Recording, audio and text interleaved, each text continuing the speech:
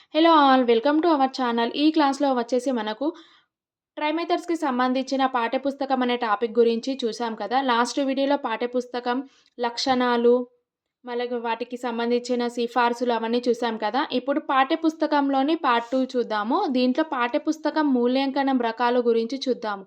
ఒక పాఠ్యపుస్తకం యొక్క సమర్థతను ఎలా నిర్ణయించాలి అనేది ఇచ్చిన పాఠ్యగ్రంథం సమర్థమైందా కాదా అని తెలియడానికి 2 మూల్యాంకన సాధనాలను చేశారు. పాఠ్యపుస్తకంలో ఎన్ని మూల్యాంకనాలు ఉన్నాయి అనంటే 2 మూల్యాంకన సాధనాలు ఉన్నాయి.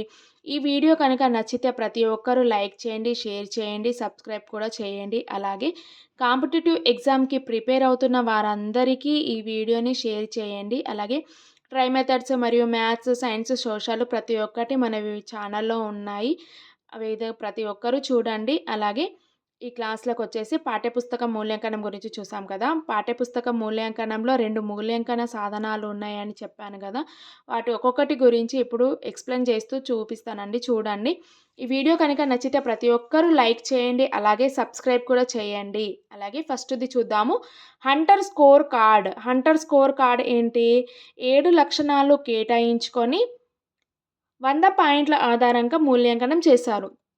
హంటర్ స్కోర్ కార్డ్‌లో ఏమేమి ఉంటాయి? 7 లక్షణాలు, 100 పాయింట్లు. 7 లక్షణాలు, 100 పాయింట్ల ఆధారంగా మూల్యాంకనం చేస్తారు. ఏ మూల్యాంకనం? పాఠ్యపుస్తక మూల్యాంకనం. పాఠ్యపుస్తక మూల్యాంకనం హంటర్ స్కోర్ కార్డ్‌లో ఎన్ని లక్షణాలు ఉంటాయి అని క్వెషన్ అడిగితే 7 లక్షణాలు ఉంటాయి. దీంట్లో 100 పాయింట్ల ఆధారంగా మూల్యాంకనం చేశారు. అలాగే చూద్దాం అవి ఏడేడు ఏమేమి ఉన్నాయి, దానికి ఎన్ని పాయింట్స్ ఉన్నాయి, ఏ లక్షణానికి ఎన్ని పాయింట్స్ ఉన్నాయి చూద్దాం.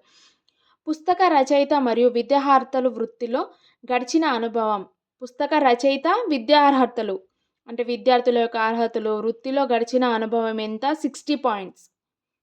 60 పాయింట్స్. అలాగే పుస్తకం భౌతిక రూపం ఎన్ని పాయింట్స్ వచ్చాయి? 100. అలాగే మనోవిజ్ఞాన శాస్త్రం ఆధారంగా విద్యార్థి స్థాయికి తగినట్లు నేర్చుకోవడానికి అనువుగా ఉండడం. మనోవిజ్ఞాన శాస్త్రం సైన్స్‌కి సంబంధించి ఎన్ని పాయింట్స్? 300 పాయింట్స్. అలాగే పుస్తక విషయం గురించి, పుస్తకంలో ఏ విషయాలు ఉన్నాయి, వీటి గురించి ఎన్ని పాయింట్స్ ఇచ్చారంటే 250 పాయింట్స్ ఇచ్చారు. అలాగే భాషా శైలి లాంగ్వేజ్ 100. అలాగే పుస్తకంలోని అభ్యాసాలు ఎంత పాయింట్స్? 140 పాయింట్స్ ఇచ్చారు. ఏ కార్డు? హంటర్ స్కోర్ కార్డ్‌లో. అలాగే ఉపాధ్యాయుడికి ఉపయోగపడే విధంగా ఎన్ని ఇచ్చారు? 50 పాయింట్స్. ఇవన్నీ కలిపితే 1000 పాయింట్స్. 1000 పాయింట్స్ ఇచ్చారు. హంటర్ స్కోర్‌లో 100 పాయింట్ల ఆధారంగా చేసుకొని మొత్తం 1000 ఉన్నాయన్నట్టు. ఓకేనా? హంటర్ స్కోర్ కార్డ్‌లో 7 లక్షణాలు, 100 పాయింట్లు. వాటిలో 7 పాయింట్లలో 7 లక్షణాలలో ఏమేమి ఉన్నాయో అనేది చూడండి ఒకసారి, మీకు వీడియో అర్థమవుతుంది. అలాగే నెక్స్ట్ సెకండ్ వన్ ఏంది కార్డ్? వోగల్స్ స్పాట్ చెక్ లిస్ట్. పాఠ్య పుస్తకం మూల్యాంకనంలో 2 మూల్యాంకన సాధనాలు చెప్పాం కదా! ఒకటి హంటర్ స్కోర్ కార్డు, 2 వోగల్స్ స్పాట్ చెక్ లిస్ట్. దీంట్లో ఏమేమి ఉన్నాయి చూద్దాము. 10 ముఖ్యాంశాలు, 20 ప్రత్యేక అంశాలు ఉంటాయి. అలాగే ప్రతి ముఖ్యాంశంలో 2 ప్రత్యేక అంశాలు ఉంటాయి.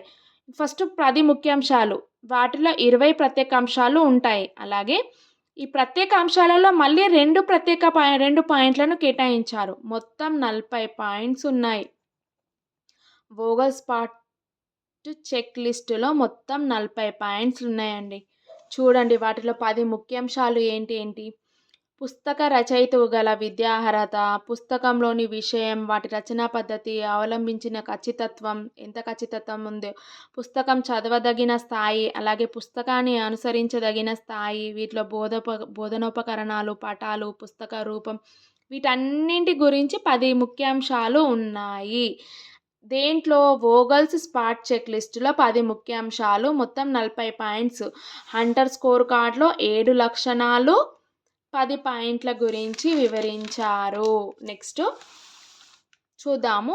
నోట్ వచ్చేసి national board of school text book సమావేశం ఎన్సీఆర్టీ 1970లో నిర్వహించారు. అలాగే పాఠశాలను ప్రజల పాఠశాలగా వర్ణించింది ఎవరు అంటే సాయిద్దీన్. అలాగే విద్యార్థి భావి జీవితంలో స్థిరపడేందుకు పాఠశాల అందించే అనుభవాలనే విద్యా ప్రణాళిక అంటుంది ఎవరు? CV good. సివి గుడ్ ఏం చెప్పారు? విద్యార్థి భావి జీవితంలో స్థిరపడేందుకు పాఠశాలను అందించే అనుభవాలనే. నెక్స్ట్ జాన్ డ్యూయి ఏం చెప్పారు? పాఠశాలను సమాజం యొక్క లఘు స్వరూపం ఎవరు చెప్పారు? John Dewey. అలాగే స్పియర్ ఏం చెప్పారో చూద్దాము.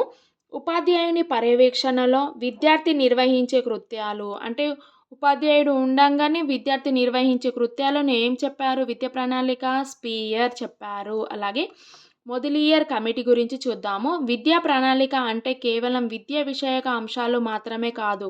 ఇది పాఠశాలను అందించే అన్ని రకాల అనుభవాల మొత్తం. ఇది విద్యా ప్రణాళిక అంటే కేవలం విద్యా విషయాల గురించి కాకుండా పాఠశాల అందించే మొత్తం రకాల అనుభవాలను ఏం చెప్పారు? ఏ కమిటీ చెప్పింది అంటే మొదలియర్ కమిటీ. నెక్స్ట్ క్లాస్‌లో వచ్చేసి మనకు బోధన ప్రణాళిక గురించి చూద్దాము. వీడియో కనుక నచ్చితే లైక్ చేయండి, షేర్ చేయండి, సబ్స్క్రైబ్ కూడా చేయండి.